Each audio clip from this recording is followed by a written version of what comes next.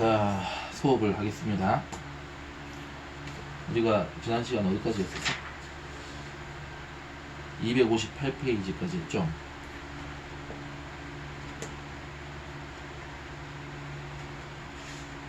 금식, 올바른 금식은 이웃사랑이다.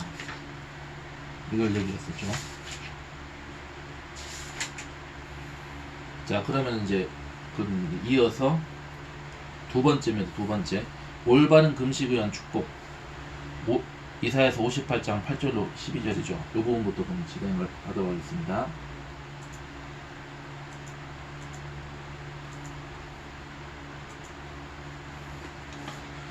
자, 이사야서 58장 8절로 12절은 올바른 금식이 소유하는 축복을 묘사한다. 이 단락은 축복의 확언, 축복의 확실한 선언을 해주는 거죠.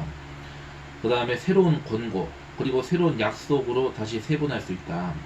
올바른 금식을 실천하면 주어지는 축복이 다음과 같이 선포된다. 다 나와있죠. 자, 58장 8절로 9절입니다. 8절로 9절.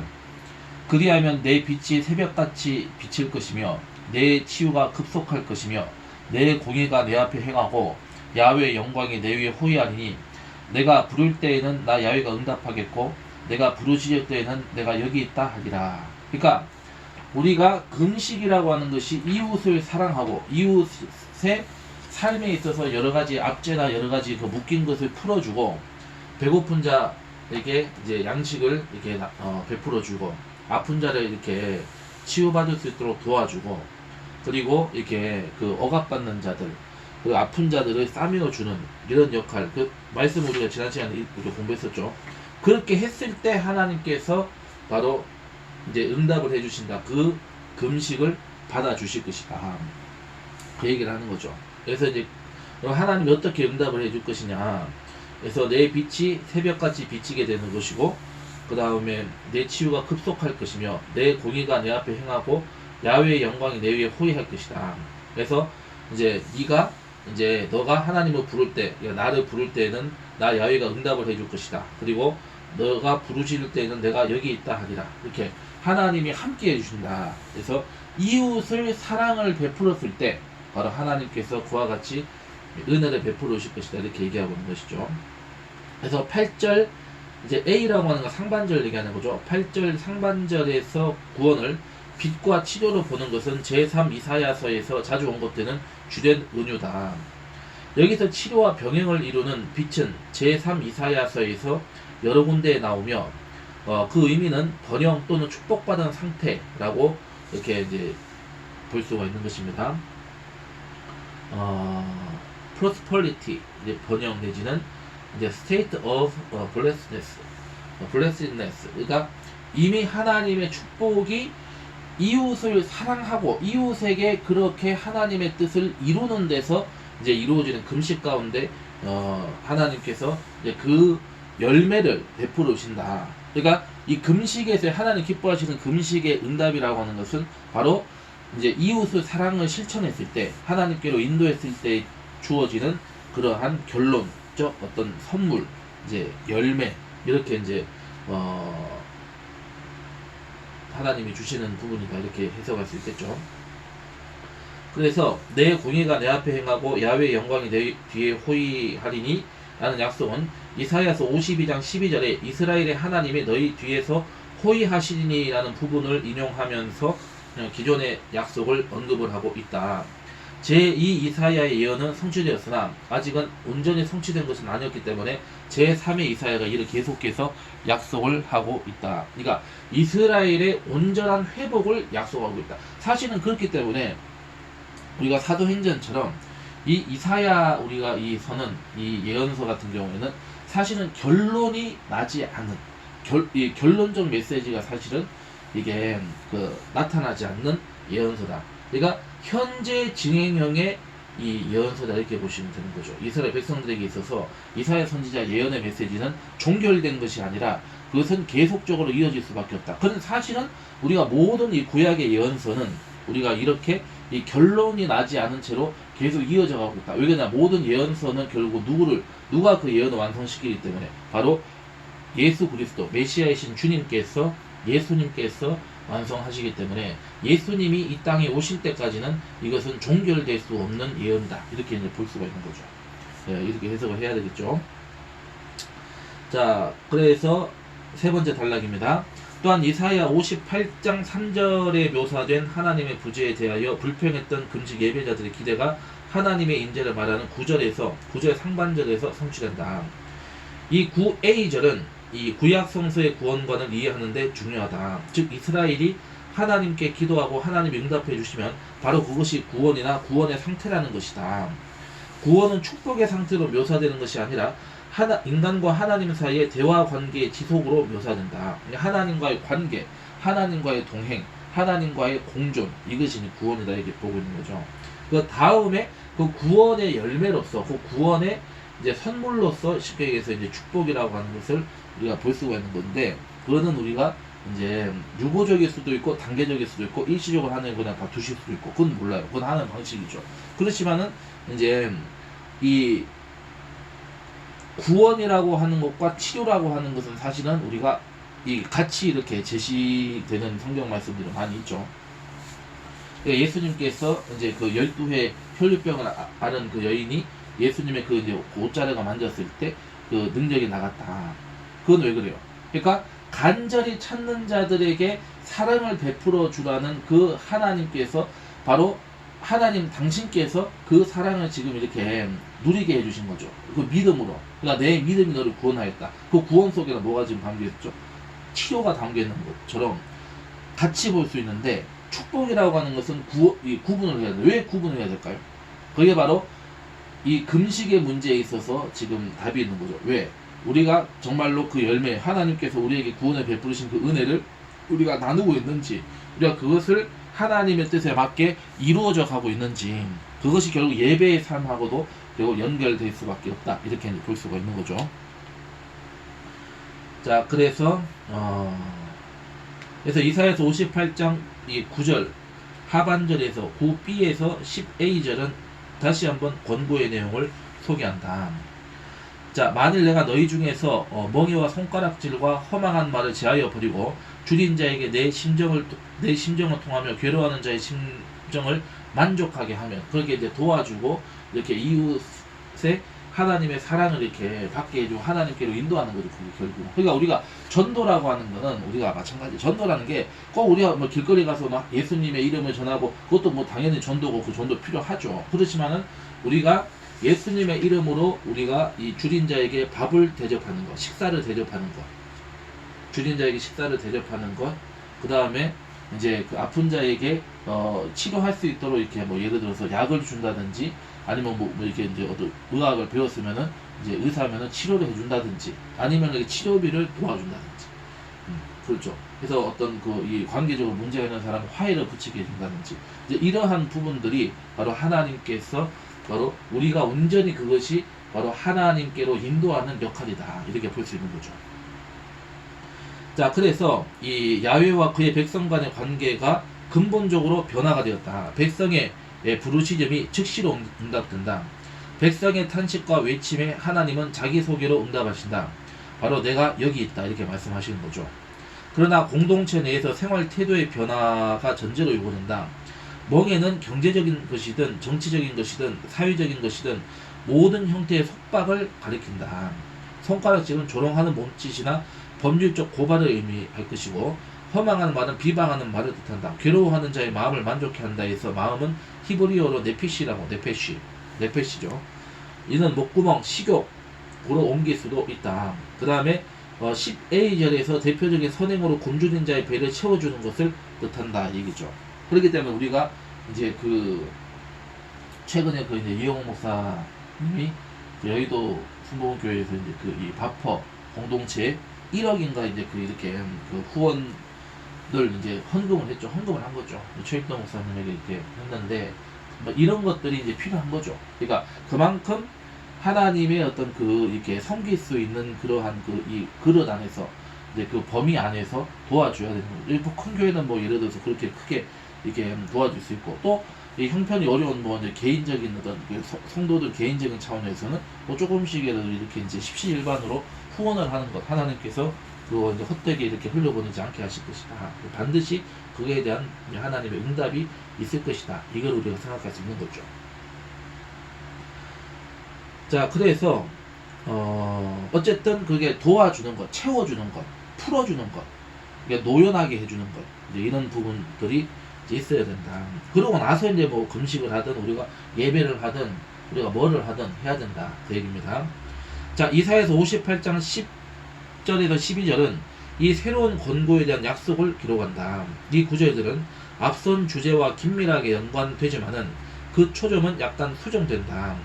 이 10하반절의 10절, 이 12절에 내 빛이 흑암 중에서 떠올라 내 어둠이 낮과 같이 될 것이며, 그래서 이 빛은 아마도 이 내부적인 어떤 번영, 화합, 그리고 외부의 압제 정치로부터 이 자유로 드러나는 이 공공의 샬롬을, 그러니까 이스라엘 민족이 이제 외부의 어떤 침략자들이 이제 로부터 보호받고, 그 다음에 내부적으로는 이제 어떤 계층 간의 어떤 그런 이 지파 간의, 이 지파 공동체니까 지파 간의, 그리고 어떤 이 모든 면에 있어서 이 화합과 어떤 통합이 이루어지는 상태를 얘기를 하고 있는 것이죠. 그래서 이것을 공공의 샬롬 이렇게 이제 표현을 하고 있습니다.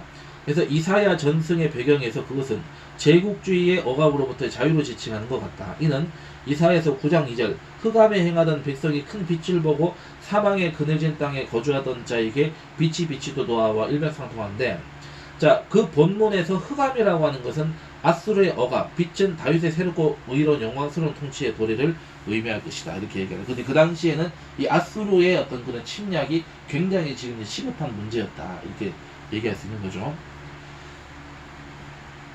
자, 그래서 제3 이사야는 제2 이사야의 이미지들을 다르게 적용을 하면서 새로운 요소를 만들어낸다.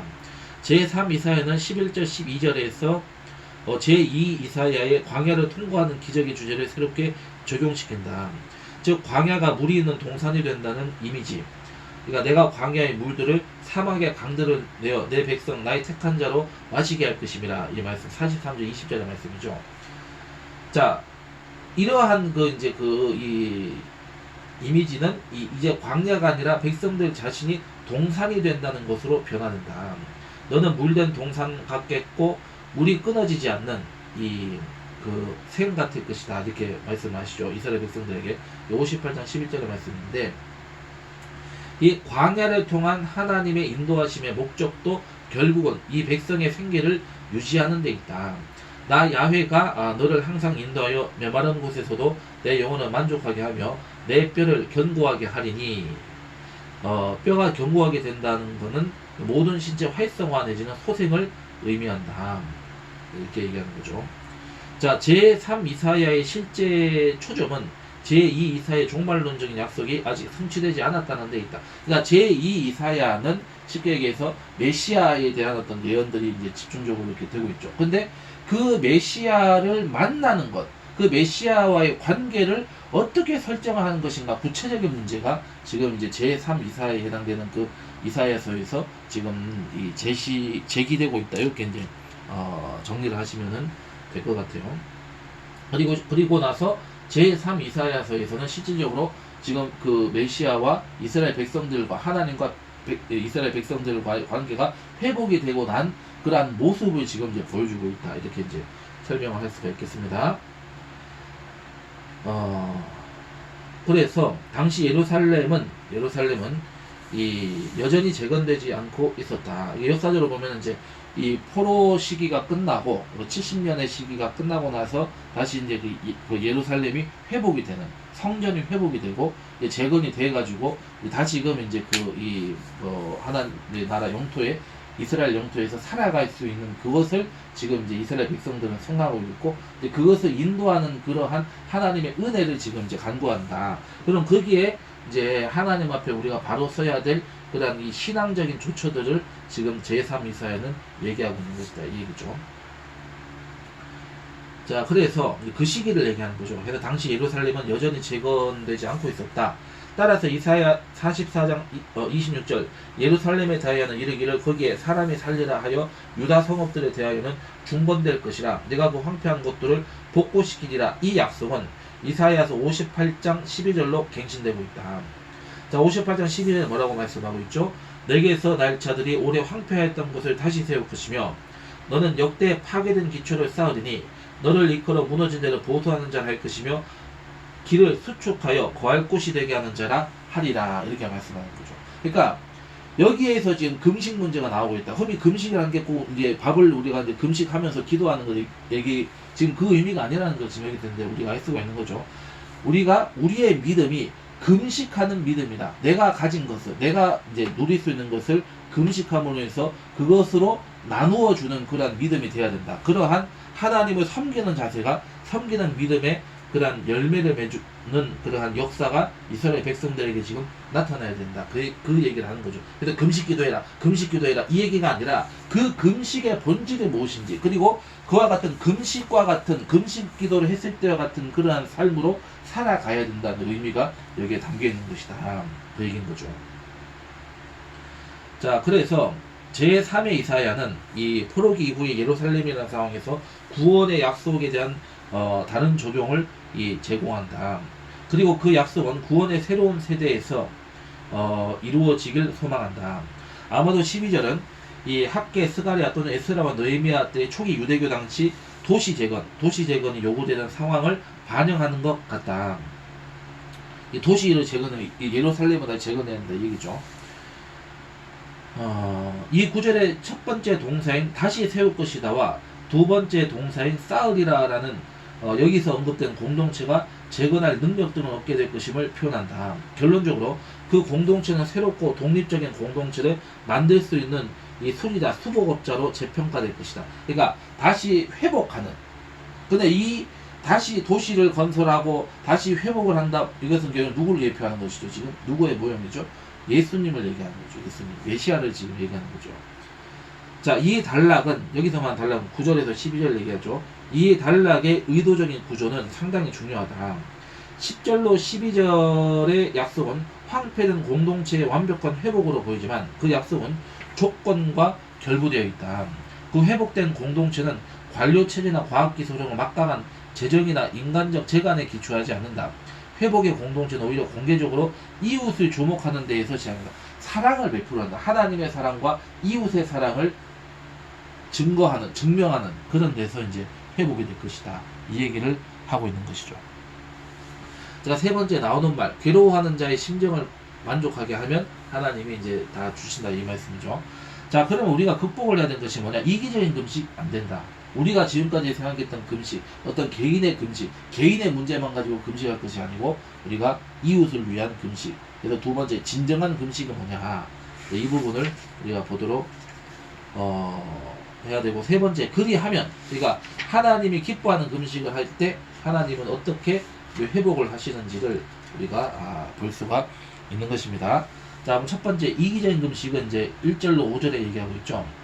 자, 이 이사야 58장의 예배자들은 그들의 금식 예배가 하나님께 아무런 영향을 주고 있지 않다고 불평한다. 우리가 금식하되 어찌하여 주께서 보지 아니하시오며 우리가 마음을 괴롭게 하되 어째서 주께서 알아주지 아니하시나이까. 그들은 마음을 괴롭게 하고 머리를 갈대같이 숙이고 붉은 배와 죄를 펴고 하나님 앞에서 외형적인 금식 행사를 벌인다. 그러나 하나님의 눈에는 그들의 숨은 속이 적나라하게 폭로된다. 그들은 공의를 행하며 하나님의 규례를 순종하는 채 하는 것이다.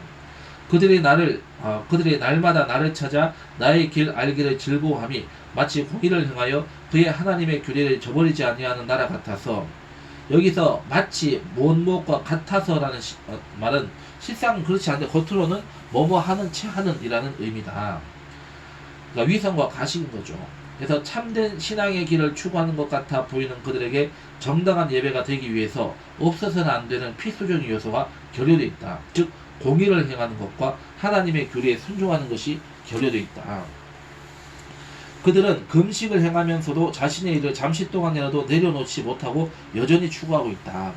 이러한 행태는 온전한 금식이 될 수 없다. 그들은 금식일에 자신에게 속한 일꾼들을 억압하기도 한다. 보라, 너희가 금식하는 날에 오락을 구하며 온갖 일을 시키는도다. 그들은 이 공공의 윤리를 도외시하고 이기적인 이윤만을 추구하며 금식의 예배를 드리고 있다. 예언자는 금식을 계산적으로 이용하는 예배자들의 감추어진 근본을 폭로한다. 그들은 온 존재를 다 바쳐서 금식일을 보내는 것이 아니었다. 이것은 올바른 금식이 아니다. 이들의 금식은 그날을 지키는 사람들의 온 존재를 다 던져서 하나님께 탄원하지 않았기 때문에 타락한 것이다. 즉 그들은 금식일에 장사를 하고 바로 이날에 일꾼들에게 일을 시킨다. 이 때문에 금식일에 시비와 싸움이 일어나고 심지어 이날에 폭행사건이 일어나기도 하였다. 보라 너희가 금식하면서 논쟁하며 다투며 악한 주먹으로 치는도다. 자, 금식은 행사도 아니고 습관도 아니며 과시용도 아니다. 금식은 하나님의 개입을 재촉하는 강력한 기도이고 일종의 SOS이다. 따라서 금식은 하늘린 전부를 올스톱하고 하나님 앞에서 자신의 전부를 올인해야 한다. 금식이 참 금식이 되려면 진정성과 총체성이 전제되어야 된다. 그러니까 금식을 한다고 하면서 아무런 그런 열매가 맺어지지 않는 장사할 사람 장사하고 싸울 사람 싸우고 온갖 그냥 이게 마타도만 하고 이렇게 하면 되냐 이거죠. 안 된다 이거죠. 그래서 우리가 이제 이러한 것을 다 내려놓고 회개함으로 하나님 앞에 나아가서 그래서 이 진정성 있고 총체성으로 모든 것을 다 하나님께 이제 맡겨야 되는 그게 되는 거죠. 자, 두 번째 진정한 금식은 건 뭐냐? 희생적인 사랑 나눔 실천과 동정적인 사회 정의를 실천하는 데서 이 금식은 이루어져야 된다. 이렇게 된 거죠. 자, 이사야서 58장의 예배자들의 문제는 그들이 비종교적이었다는 것에 있지 않다. 만약 그렇다면 그들을 비판하는 것은 어렵지 않다. 그들은 종교적 규율을 준수한 일에 외형적으로만 보면 오히려 넘치는 수준이었으며 자신의 경건을 과시하면서 즐겨했다. 그들이 날마다 나를 찾아 나의 길을 알기를 즐거워함이 그 다음에 넘어가서 의로운 판단을 내게 구하며 하나님과 가까이 하기를 즐거워하는도다. 그러니까 뭔가 신앙생활을 잘하고 있어요. 그러니까 믿음을 잘 이렇게 하면서 뭔가 이렇게 집에서 주일 성수도 빠지지 않고 11조도 열심히 하고 봉사도 하고 뭔가 공부 말씀 공부를 그냥 열심히 하고 겉으로 보기엔 아무 문제가 없어. 근데 문제는 뭐냐면은 그게 아무런 변화가 없다는 거예요. 그 변화가 왜 없을까? 그 변화를 가로막는 그들의 죄가 그들의 그런 이기적인 그런 잘못된 동기가 지금 이제 숨어 있다는 것이죠. 하나님 그걸 얘기하는 겁니다. 자, 그러니까 이제 그들의 현재의 금식은 단순히 외형적인 실행에 불과한 것이다.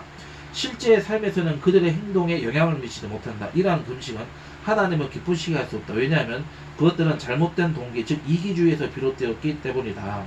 예언자는 경멸조의 말투로 갈대처럼 고개를 숙이는 것, 상복과 재를 뒤집어쓰고 누워있는 것을 비판한다. 예언자는 진정한 금식이란 제의적 행위가 아니고 동료에 대한 활발한 이 사랑의 나눔임을 강조한다. 또 줄인 자에게 내 양식을 나누어 주며 유리하는 빈민을 집에 들이며 헐벗은 자를 보면 입히며 또 내 고륙을 피하여 스스로 숨지 아니하는 것이 아니겠느냐. 이렇게 7절에서 말씀을 하고 있죠. 예언자는 여기서 금식이라는 말의 의미를 제의적 경건과 이웃사랑으로 윤리적으로 재정의한다. 이 밑줄 쳐야 되겠죠. 여기서 이제 금식의 정의가 나오고 있죠. 자, 예언자는 금식이라는 말의 의미를 제의적 경건, 이웃사랑, 윤리적으로 재정의한다. 이 제의적 경건과 이웃사랑으로 이제 경건하고 있다. 이렇게 봐야 되겠죠. 자, 하나님은 자신의 빵을 부수어 배고픈 자들과 나누고 노숙자에게 자신의 집을 제공하고 벌거벗은 자에게 자기 옷을 벗어 입히는 금식의 사람을 기뻐하신다. 자, 여기서 이제 나오고 있죠. 자, 하나님은 자신의 빵을 부수어 배고픈 자들과 나누고 노숙자에게 자신의 집을 제공하고 벌거벗은 자 자기 옷을 벗어 입히는 금식의 사람을 기뻐하신다. 그런 금식이 돼야 된다 얘기죠. 그런 금식이 돼야 된다. 자, 그런데 여기서 하나님이 요구하시는 금식은 사회 봉사 차원의 사랑 나눔 실천에만 머물지 않는다. 예언자는 여기서 야훼 신앙의 본질을 재확인한다. 야훼 신앙은 하나님 이집트에서 종살이 하던 자들을 억압하여 해방시키고 그들을 광야에서 먹이시고 그들에게 고향을 주셨던 경험에서 성장한 것이다. 야훼 신앙의 출발은 억압으로부터 해방에서 비롯된다. 자, 야훼 신앙, 이것도 밑줄 쳐야 되겠죠. 야훼 신앙의 출발은 억압으로부터 해방을 에서 비롯된다. 자, 하나님이 금식으로 의도하신 것은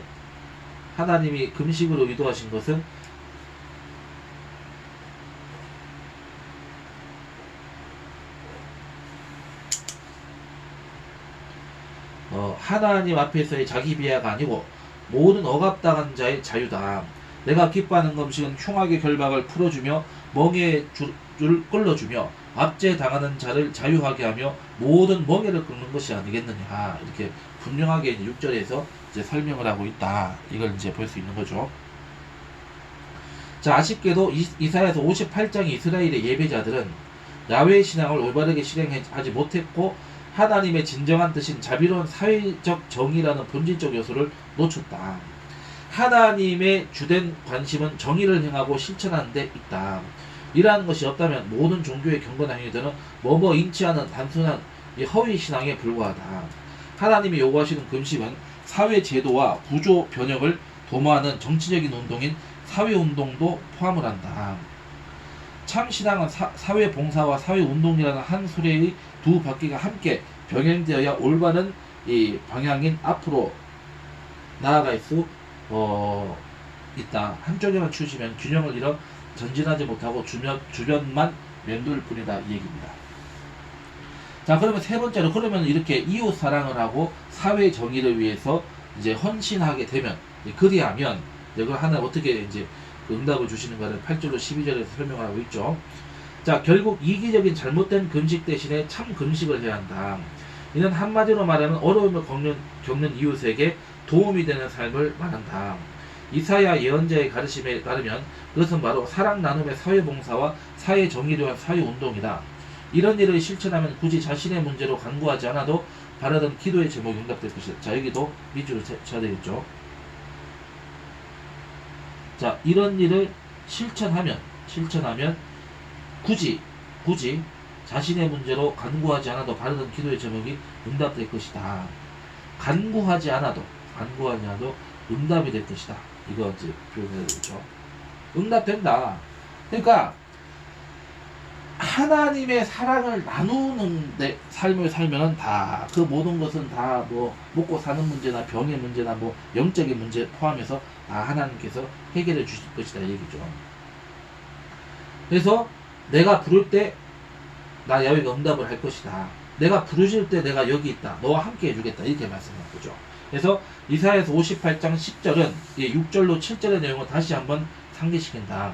줄인 자에게 내 심정이 동하여 괴로워하는 자의 심정을 만족하게 하면, 이 구절의 마지막 문장인 괴로워하는 자의 내패시, 즉 목구멍 식욕을 채워주면은, 이 굶주린 걸 채워주면은 굶주린 자의 배를 채워주는 것을 이제 해석을 해야 되는 거죠. 그리하면 자신의 문제는 완전히 해결될 것이다. 내 빛이 흑암 중에서 떠올라 내 어둠이 낮과 같이 될 것이며, 하나님을 원하시는 회복된 공동체는 연약한 이웃을 최우선적으로 주목하는 곳에서 시작한다.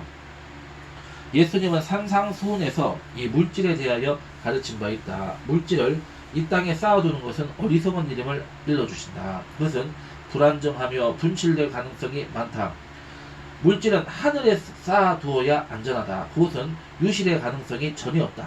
사람의 마음은 물질이 있는 곳에 있다. 따라서 사람의 마음은 늘 하늘을 향해 있어야 한다는 것이다. 사람의 마음을 하늘에 두는 방법은 물질을 하늘에 쌓는 것이다. 물질을 하늘에 쌓아둔다는 것은 가난한 자를 돕는 것을 말한다. 이것도 이제 실천적 맥락에서 이렇게 해석을 하는 거죠. 자, 사람의 마음은 물질이 있는 곳에 있다. 따라서 사람의 마음은 늘 향해 있어야 된다. 자, 사람의 마음을 하늘에 쏘는 방법은 바로 물질을 하늘에 쌓는 것이다. 그죠? 물질을 하나님께 쌓아둔다는 것은 가난한 자를 돕는 것을 말한다. 자, 하늘에 쌓아둔다는 것은 가난한 자를 돕는 것을 말한다. 이렇게 정리할 수 있겠습니다.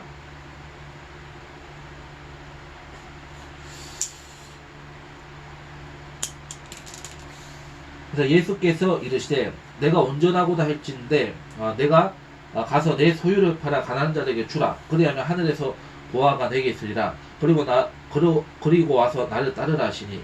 마태복음 19장 20절. 그러니까 이 부자 청년이 와가지고 자 어떻게 하여야 이제 영생을 얻을 수 있을 것입니까? 어떻게 해야 내가 예수님 주님의 그 제자가 될 수 있습니까? 이 가진 것을 다 풀다. 그 전에는 다 한다고 했거든 자기가.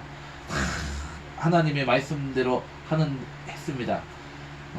근데 예수님께서 이웃을 사랑하는 것, 재물을 이제 쉽게 얘기해서 재물을 이웃을 위해서 쓰고 하나님 앞에 헌금하지 않는 것, 이제 이게 쉽게 문제가 되는 거죠.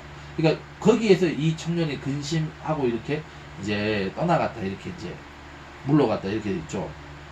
그러니까 이제 주님이 뭐라고 말해요? 부자가 이제 이 천국에 가는 것이 이 낙타가 바늘귀 들어가는 것보다 어렵다, 이렇게 말씀하거든요. 이게 바늘귀라고 하는 것이 우리가 이 바늘 구멍을 우리가 보통 해석을 할 수 있는데, 그게 아니라 우리가 예루살렘 그 도시, 예루살렘 그때 예수님 당시에는 예루살렘 회복이 됐잖아요.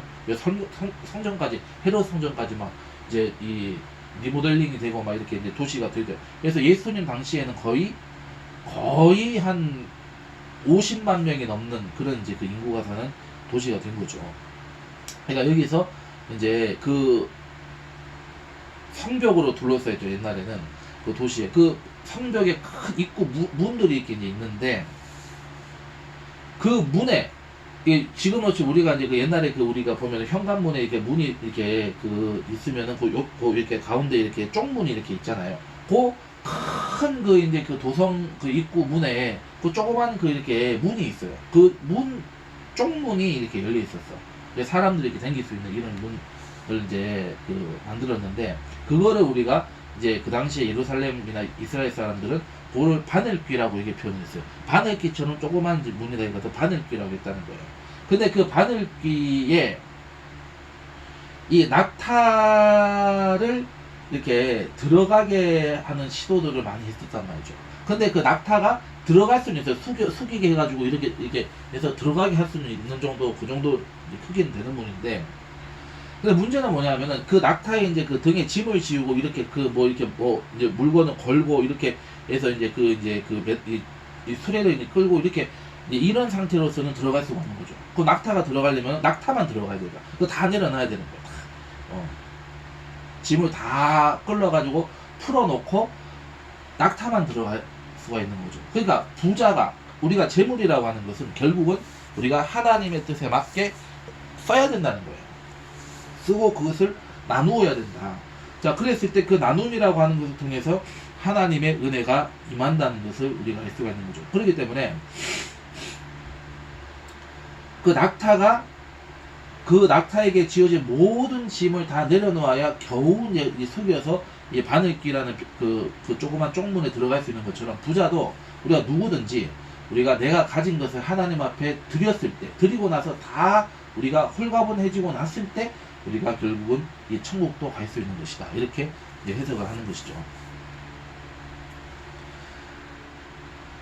그래서 하나님 앞에 선행을 행함으로써 하늘의 보화를 쌓아둔다는 개념은 이 유대적인 전통에서는 거의 일반적인 것이었다. 약자를 돌보는 것이 미래를 위해서 가장 확실한 투자가 되는 것이다. 또한 신약성서의 교회가 드리는 제물은 더 이상 이 도산한 짐승이 아니라 하나님께 대한 찬미와 이웃에게 베푸는 선행이었다. 그러므로 우리는 이 예수님으로 말미암아 항상 찬송의 제사를 하나님께 드리자. 이는 그 이름을 증언하는 입술의 열매니라. 오직 선행함과 서로 나누어 주기를 잊지 말라. 하나님 이 같은 제사를 기뻐한다. 자, 하나님 앞에 드려지는 이 제사, 예배에도 이 나눔을 얘기를 하는 거죠. 나눔을. 히브리서 13장 15절로 16절의 말씀대로. 그래서 하나님이 기뻐하시는 제물은 찬미와 더불어 이웃 돌보면 사실은 늘 강조되어야 한다. 자, 하나님 기뻐하시는 제물은 찬미와 더불어 이웃 돌보면 다 강조되어야 한다. 찬미와 더불어 이웃 돌봄이라고 하는 거. 이것을 우리가 기억을 해야 된다. 자, 한국교회는 모이는 교회의 모습, 개인적 영성에는 강하지만은 흩어지는 교회의 모습, 사회적 영성에는 좀 아쉬운 면이 있다. 한국 사회가 보수와 진보라는 양 진영으로 나뉘어 갈등 관계로 좀처럼 해소하지 못하는 상황에서 한국교회도 안타깝게도 이러한 이분법적인 딜레마에서 벗어나지 못하고 있다. 보수적인 교회는 개인적 영성에만 치우쳐 보이고 진보적인 교회는 사회적 영성에만 주력하는 것으로 보인다. 포로기 이후 사회의 혼란한 상황에서 이사야는 당시 하나님의 백성들에게 참신앙, 참된 금식은 우선적으로 약자의 필요를 구체적으로 채워주는 것이라고 권한다. 이사야를 통한 하나님의 명령을 따라 우리는 개인의 차원에서 주변에 있는 가난한 자들을 도우는 일에 주력해야 하며 동시에 사회적 차원에서 약자들을 억압하는 사회제도와 사회적 구조를 혁파하는 일에도 힘을 모아야 한다. 이 두 가지는 보수와 진보를 떠나서 모두에게 주어진 하나님의 일이다. 그리하면 우리의 문제는 하나님의 개입으로 더 이상 문제가 아닌 것이 된다는 것이 하나님의 약속이다. 그래서 열매 맺는 삶이 돼야 된다. 그렇게 했을 때 사실은 그렇게 돼가지고 하나님의 마음 열어주셨을 때 그 전도의 열매라고 하는 것이 훨씬 더 큰 의미를 가질 수가 있게 될 것이다. 그 얘기입니다. 아시겠죠? 자, 그리고 넘어가겠습니다. 이제 말라기로 이제 넘어가겠습니다. 말라기 부분이죠. 자, 11장입니다. 제 11장. 제목이 정의의 하나님이 어디 계시냐 이렇게 이제 막 절규하는 내용이 이제 제목으로 되어 있죠. 그래서 말라기 2장 17절에서 3장 5절의 부분의 메시지를 우리가 이제 중심으로 보도록 하겠습니다. 첫 번째 들어가는 말, 본문의 상황과 문화 형식. 자, 말라기는 앞선 시대에 등장한 학계와 스가랴 예언자들의 예고한 성전 재건, 그러니까 주전 515년 이후에 나타날 희망이 현실로 일어나지 않았기에 일반적으로 낙담하는 분위기가 팽배한 상황에서 활동한 것으로 보인다. 제사장들은 자기 책임을 소홀히 하였고 이혼하고 나서 이방 여인과 지원하는 일들로 인하여 민족이 우상 숭배에 빠지게 된 심각한 문제가 또 발생을 했다. 11조와 봉헌물을 드리는 일도 소홀하게 지급되었다. 당시의 사회는 전반적으로 야훼에 대한 환멸과 체념 그리고 불손한 태도로 말미암아 종교적 아노미 현상이 꽉 들어찬 시대였다. 하나님을 섬기는 것이 헛되니 만군의 야훼께서 그 명령을 지키며 슬프게 행하는 것이 무엇이 유익하리요? 이런 말들이 나오기 시작하는 이제 그런 상황이었다 이 얘기죠. 자, 말라기서 전체는 이 표제 말라기의 입을 통한 야훼와 수신자들 사이에 주고받은 6가지 논쟁의 말씀 그리고 2가지의 부록으로 구성되어 있다. 말라기서에는 6가지의 논쟁의 말씀이 담겨있다. 그러니까 논쟁에 대한 어떤 그런 변증적 성격을 가진 예언서다 이렇게 볼 수 있는 거죠. 자, 예언자가 한 가지 주장을 말하면 그 상제자들은 이의를 제기하고 뒤이어 예언자의 반박이 진술된다. 오늘의 본문은 말라기서에 나오는 네 번째 그 6가지 중에서 네 번째 논쟁의 이제 말씀의 그 중요성, 그 메시지를 우리가 보자는 것이죠. 지금의 관점에서 이 부분이 해당이 된다 이렇게 이제 이 차준희 교수는 보고 있는 것입니다. 자, 두 번째 본문의 구조와 내용, 본문의 구조부터 보겠습니다. 본문의 구조, 본문의 내용 이렇게 보겠습니다. 자, 말라기 2장 17절로 3장 5절은 이 백성들에 대한 예언자의 비판으로 시작한다. 백성들은 정의의 하나님이 어디 계시냐 하며 하나님을 괴로우시게 한다. 말라기는 정의의 하나님이 곧 오실 것이라고 선포한다. 정의의 하나님은 이 정화를 위한 심판과 멸망을 위한 심판이라는 정화를 위한 심판과 멸망을 위한 심판이라는 2가지 심판을 집행하실 것이다. 하나님은 연단하는 불과 청결케 하는 잿물에 비유된다. 또한 하나님은 레위 자손을 연단하고 정결케 하시어 제1을 과거의 상태로 회복시키실 것이다. 그러나 악행을 행하는 자들에게는 멸망의 심판이 내려질 것이다. 이 단락의 구조는 다음과 같다. 자, 2장 17절은 백성들의 반론, 정의의 하나님 도대체 어디 있어요? 막 이렇게 어디 계시냐? 막 이렇게 막 공격을 하는 거죠. 3장 1절에는 정의의 하나님의 임박한 도래를 선포하고 있죠. 너희가 구하는 바 주가 갑자기 그의 성전에 임하시리니 이렇게 이제 선포하고 있고, 자, 그 다음에 말라기 3장 2절로 4절은 정의의 하나님의 정화 심판에 대해서 얘기하고 있습니다. 그래서 2절에는 연단하는 불과 청결케 하는 잿물, 3절에서는 레위 자손의 연단과 정결에 대해서 얘기하고 있고, 네 번째 제2의 회복을 얘기한다. 그러니까 이제 모든 그 이제 예배, 제도, 모든 것 이제 질서가 회복이 될 것이다. 그 얘기를 하고 있죠. 자, 말라기 3장 5절에는 정의의 하나님의 멸망, 심판이 있을 것이다. 내가 심판하러 너희에게 임할 것이라 이렇게 말씀하고 있는 그런 구조로 되어 있습니다. 자, 그럼 두 번째 본문의 내용을 보도록 하겠습니다. 그래서 첫 번째 백성들의 반론에 대해서, 그 다음에 두 번째 정의의 하나님의 임박한 도래, 세 번째 정의의 하나님의 정화 심판, 네 번째 정의의 하나님의 멸망의 심판, 이렇게 네 가지를 우리가 여기서 설명을 하고 있습니다. 자, 말라기서 2장 17절, 백성들이 막 이제 공격을 하는 거죠. 이제 비판을 하는 거죠. 자, 말라기는 이 하나님이 백성들의 지속적인 악평에 지쳐 있음을 지적한다. 너희가 말로 야훼를 괴롭게 하고도 이르기를 우리가 어떻게 야훼를 괴롭혀 드렸나이까 하는도다. 자, 여기서 괴롭게 하다라는 히브리어 아가는 말라기에서 2장 17절에서만 이제 2회, 두 차례 사용이 된다. 2회 사용된다. 자, 이 용어는 백성들이 하나님의 마음을 아프게 하는 말을 하였음을 드러낸다. 청중들은 즉각적으로 반론을 제기한다. 하나는 모든 악을 행하는 자는 야훼의 눈에 좋게 보이며 그에게 기쁨이 된다이고, 또 다른 하나는 도대체 정의의 하나님이 어디 계시냐라는 것이다. 자, 여기서 이제 모든 악을 행하는 자는 야훼의 눈에 좋게 보이며 그에게 기쁨이 된다. 그러니까 악이 저렇게 성하는 것으로 봐서는 하나님이 저 악을 하나님께서 지금 조장하고 있다. 하나님이 저거 방관하고 있다. 지금 그렇게 지금 얘기하는 거예요. 얼마나 이게 이제 하나님 앞에 참 상처가 되고 하나님의 진노를 일으키시는지 우리가 알 수가 있죠. 그 다음에 그러면 정의 하나님이 어디 있어서 이 모양 이 꼴이 되고 있어. 뭐 이게 막 사람들이 얘기를 하는 거죠. 자, 그래서 이러한 반론에서 말라기 3장 1절부터 야훼의 대답이 주어진다. 이 정의의 하나님께서 그러니까 이 하나님의 도래가 임박했다. 그 사실을 얘기하고 있죠. 3장 1절에서.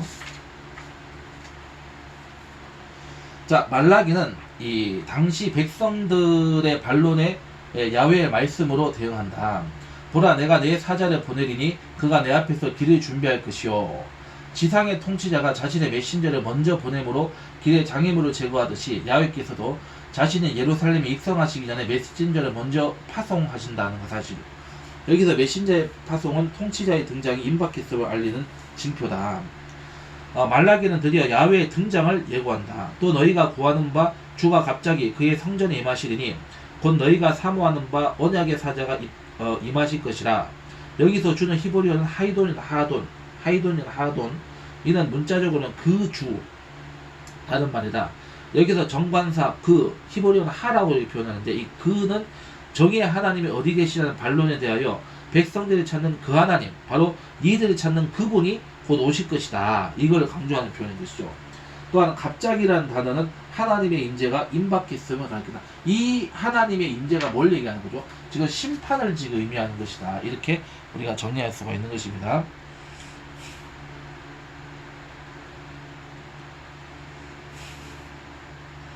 자, 또한 여기서 언약의 사자라는 표현은 구약 성서에서 여기만 나오는 표현이다. 자, 여기서 언약의 사자는 야훼를 가리킨다. 이 구절은 구약 성서 중 하나님께서 언약의 사자로 불리고 있는 유일한 경우다. 언약이란 하나님과의 관계를 뜻한다. 언약이라는 것은 하나님과의 관계 속에서만이 지금 이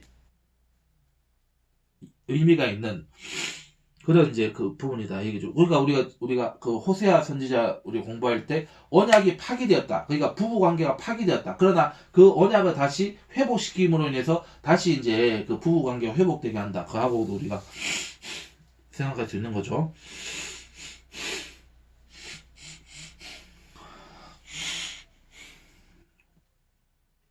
자, 그래서 잠시만요.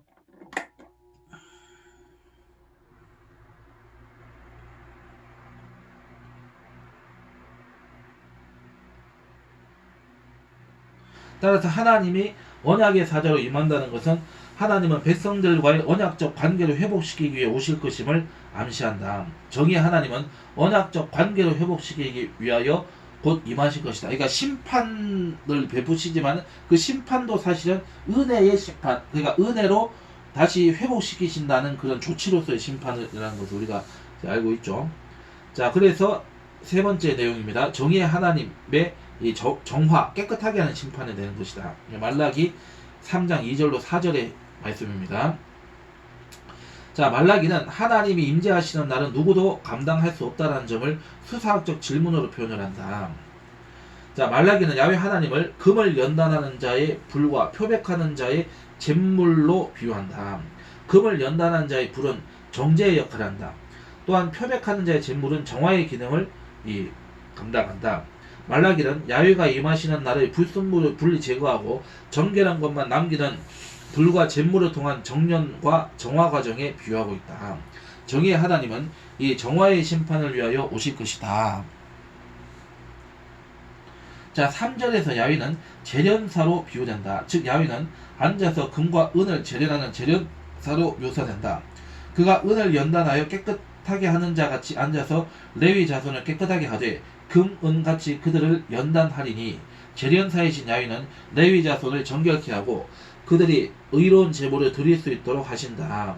그들이 공의로운 제물을 나 야훼께 바칠 것이라. 말라기서에서 레위인들은 야훼 언약의 매개자로서의 역할을 담당하고 있으며 또한 하나님의 백성인 이스라엘의 대표자로서의 역할을 하고 있기 때문에 포로기 이후 유다 백성의 정화는 레위인들로부터 시작되어야 했다. 레위 제사장들이 정화되어야 그들의 직무가 정상화되고 제사 직무가 정상화되어야 하나님께 합당한 제물, 공의로운 제물을 드릴 수 있게 되는 것이다. 자, 여기서 이제 중요한 게 있죠. 자, 그러니까 말라기서에서 레위 제사장 지파죠. 그러니까 언약의 매개자, 야훼 언약의 매개자로서 역할. 그 다음에 하나님의 백성이 이스라엘 대표자로서 역할을 하고 있다. 그러니까 매개자와 대표자 역할을 하고 있다. 포로기 이후 유다 백성이 정하는 레위인들로부터 시작되어야 된다. 레위 제사장들이 정화되어야 그들의 직무가 정상화되고 제사 직무가 정상화되어야만이 하나님께 합당한 제물, 공의로운 제물을 드릴 수 있다. 쉽게 모든 문제는 그 시대의 문제 첫 번째 원인은 뭐냐? 주의 종들의 문제인 거예요. 어떤 시대, 지금도 마찬가지예요. 한국교회가 왜 이렇게 되냐? 순서상으로 보나 실질적으로 보나 주의 종들에서 문제가 생긴다. 그럼 어디서 그러면 이게 주의 종에 문제가 생기냐? 바로 하나님의 말씀을 온전히 믿고 순종하지 않는데, 하나님의 말을 온전히 믿지 않는 데서 사실 문제가 됩니다. 자꾸 우리가 사역을 하면서 그냥 엉뚱한 걸 자꾸 우리가 의존할 수 있어요. 자꾸 뭔가 이 재물을 의지한다든지, 어떤 신학을 의지한다든지, 어떤 프로그램을 의지한다든지, 사람을 의지한다든지, 권세를 의지한다든지, 뭐 이런 거, 뭐 이데올로기에만 한다는, 이렇게 자꾸 뭔가 하나님의 종들이 하나님을 의지하지 않고 말씀을 의지하지 않고 자꾸 다른 거에 눈을 돌리게 됐을 때 이 문제가 시작이 되는 것이다. 그래서 이 시대의 정화라고 하는 것은 주의 종들부터 먼저 하나님 앞에 회개하고 정화되었고 나서 그 다음에 문제다, 이 얘기입니다. 지금 무슨 말인지 아시겠죠? 자, 그래서 말라기는 정화되어 공의롭게 된 제물은 옛날과 고대와 같이 하나님께 기쁨이 될 것이라고 말한다. 여기서 옛날과 고대는 아마도 야훼께서 레위와 맺은 언약의 시기라 이 시기일 것이다. 자, 율법 규정에 적합하게 희생 제의가 실행되었던 시점이 회복되어야 한다는 것이다. 말라기는 올바른 제의가 공동체 생활의 핵심이라는 사실을 강조하고 있다. 정의의 하나님은 레위인을 정화시켜서 제의를 올바로 세우기 위하여 오실 것이다. 정의의 하나님은 이 정화의 심판자이시다. 여기서 속히 증언하리라 라는 표현은 마치 신명기 17장 7절에서 사형죄로 처벌되는 경우 처음으로 돌을 드는 증인을 암시한다. 이런 자를 죽이기 위하여는 이 증인이 먼저 그에게 손을 댄 후에 뭇 백성이 손을 댈지니라. 하나님의 심판이 신속하게 집행될 것이 기대되는 것이다. 이렇게 볼 수 있는 거죠. 자, 그 다음에 심판은 이제 이 멸망의 심판입니다. 멸망의 심판 3장 5절입니다. 자, 말라기 3장 2절로 4절의 심판이 이 정화의 심판이었다면 5절의 심판은 멸망의 심판이다. 이 구절은 말라기 2장 17절에 정의의 하나님이 어디 계시냐는 반문에 대한 결론적인 답변을 제시한다. 그러니까 악한 것들을 하나님께서 완전히 소멸시켜버릴 것이다, 이 얘기를 하고 있는 것이죠. 자, 그래서 말라기 2장 17절의 정의와 3장 5절의 심판이라는 단어는 동일한 히브리어입니다. 미시파트라는 미시파트.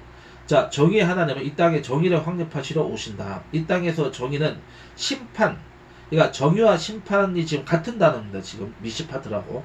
그래서 멸망의 심판 대상으로는 특별히 5 행왕자들이 다섯 이제 부류의 행악자들이 언급이 된다. 즉 술수를 행하는 자, 그 다음에 간음하는 자, 거짓 맹세하는 자, 일용직 근로자를 억울하게 하는 자, 사회적인 약자들을 억압하는 자, 이 다섯 개는 지금 뭐하고 연결된 겁니까? 사회 정의하고 연결되는 거죠. 그러니까 사회 정의가 이루어졌을 때 구원의 열매가 맺어진다. 이게 사실은 굉장히 이 지금 차준희 교수의 어떤 그 견해에서 키포인트가 되는 것 같아요. 그런데 그것이 실제로 하나님의 말씀에 근거하고 있기 때문에 우리가 이 정의라고 하는 것을 굉장히 중요하게 생각을 해야 된다. 그것을 또한 생각할 수 있는 거죠. 자, 어쨌든 이러한 다섯 가지의 죄를 짓는 거, 이것은 고대 이스라엘에서는 이거 모세 오경이 이제 이 하나님께서 주어지고 그것이 잘 이루어지는 고대 이스라엘에서 이 술수라고 하는 것은 사형죄로 엄격하게 금지되었다. 간음은 다른 사람과 결혼한 여인이나 약혼한 여성과 성적인 관계, 실제로 이제 그거는 이제 이 성관계를 맺는 걸 여기서 일단 얘기하는 거죠. 자, 이는 한 가정을 파괴하는 죄악이다.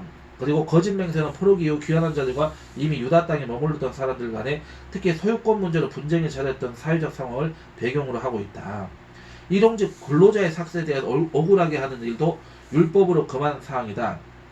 연약한 자들, 과부, 부와 고아와 이방인을 억압하는 것도 이 언약 법전에서 금하고 있다. 이 단어들은 모두 분사형이다. 분사형 단어들이다. 그러니까 이는 우발적이고 일회적인 행위가 아니고 습관적인 행동과 자세를 지적한다.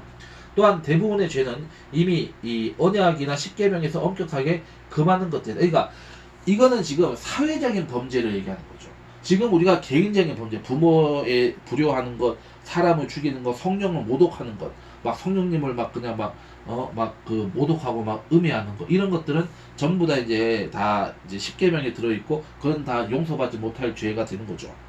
그러나 빨리 회개하고 돌이키는 자에게는 하나님이 구원의 기회를 또한 주시기 때문에 그 기회를 잡고 회개하는 자를 또 하나님 구원해 주시긴 하지만은 그러나 그건 쉽지는 않을 겁니다.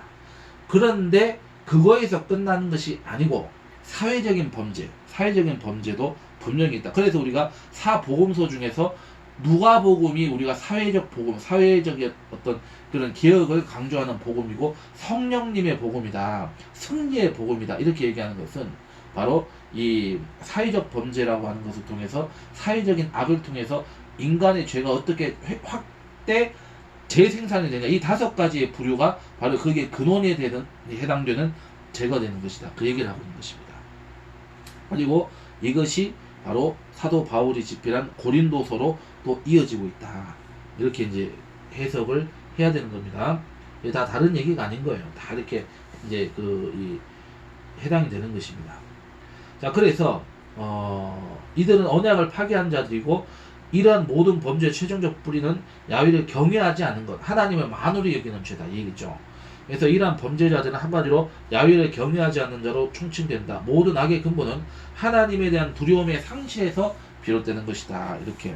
그래서 이러한 것들은 하나님께서 멸하여 주실 것이다. 그러니까 회개하는 자에게는 또 용서를 주시겠지만은, 회개하는 자는 분명히 용서하지만, 그러니까 우리가 최종적으로 우리가 용서받지 못하는 죄는 성령을 모독하는 죄. 성령을 모독하는 죄는 뭐냐? 결국 회개를 거부하는 자에게서 자꾸 그런 성령을 모독하는 증상들이 나타나는, 증상이 나타난다는 그 사람한테 문제가 있다는 얘기, 죄가 있고 병이 있다는 얘기잖아요. 그러면 그 죄와 병은 어떻게 얘기할 수 있냐? 회개함으로 나아가야 되는데 이미 그 회개를 거부했기 때문에 그런 길로 나아갈 수밖에 없다. 그러니까 우리가 뭐 정신에 약간 문제가 있어가지고 막 자기도 모르게 막 그렇게 얘기를 하는 거라고 한다면 그거는 회개의 가능성이 열려 있다고 보지만, 계속 거부하다 보면 어떻게 되냐? 결국 성령을 모독하는 데까지 나아가게 된다. 그러니까 회개를 빨리 해라. 그러니까 다윗이 하나님께서 참 하나님 기뻐하셨던, 하나님이 참 그러니까 사랑하셨던, 이뻐했던 이유가 뭐냐면은 해가 지기 전에, 하루가 가기 전에 그는 즉각적으로 회개했다는 거예요. 즉각적으로 회개했다는 거예요. 해가 지도록 부는 품지 말아라. 날이 가기 전에 회개해라. 이게 다윗의 믿음의 핵심이었다고 저는 생각해요. 그렇기 때문에 그러한 믿음으로 하나님을 섬기니까 그 믿음, 그 절박하게 하나님을 찾았던 것을 하나님께서 기쁘게 받아주셨다. 이렇게 볼 수 있는 거죠. 네. 그래서 하나님에 대한 두려움을 회복하는 것, 이게 굉장히 중요하다. 하나님에 대한 두려움을 회복하는 것이 사실은 이 심판을 통한 하나님의 그 메시지, 하나님 회복의 메시지하고도 연결이 되는 것이다. 이렇게 볼 수가 있는 것입니다. 아시겠죠? 자, 해서 이제 세 번째 나오는 말, 정화와 멸망으로 드러난 하나님의 정의 부분은 이 내용이 조금 설명이 돼야 될 것들이 있을까 한번 봅시다.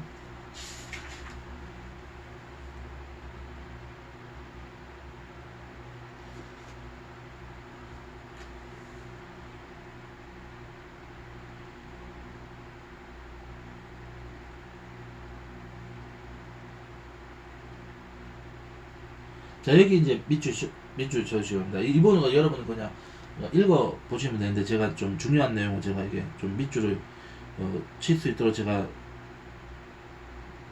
정리하겠습니다. 자, 274페이지의 세 번째 단락입니다. 정화의 대상은 레위 자손이다. 여기서 레위 자손은 말라기 1장 6절로 2장 9절의 제사장과 관련된다. 이 깨끗게 하는 정화 작업은 제사장들에게 해당된다. 그들은 이 과정을 통하여 제사장이 합당한 자격을 갖추게 되고, 그리고 나서야 비로소 그들은 의로운 제물, 즉 하나님의 율법에 합당한 제물을 드릴 것이다. 이건 밑줄 쳐주시고, 그 다음에 이때가 되면 야훼께서 레위와 맺은 언약의 시기와 같이, 즉 율법 규정에 적합하게 희생 제의가 실행되었던 시점이 회복될 것이다. 이거 밑줄 쳐주시고, 그 다음에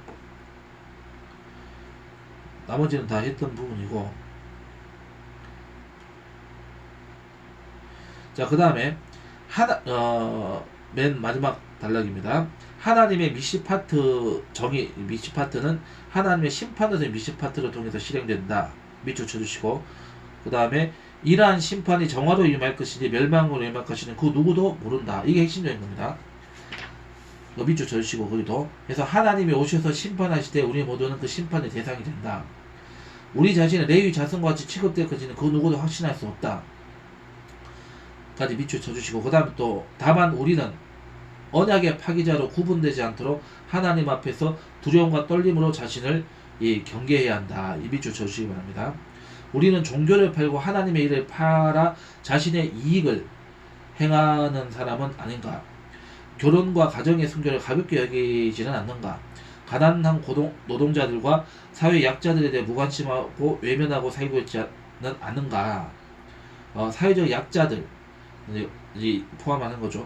여기까지 밑줄 쳐주시면 합니다. 요게 이제 핵심적인 결론의 메시지가 되는 것입니다. 아시겠죠? 자, 그래서 여기까지 오늘 수업을 진행을 하도록 하겠습니다. 수고 많이 하셨습니다.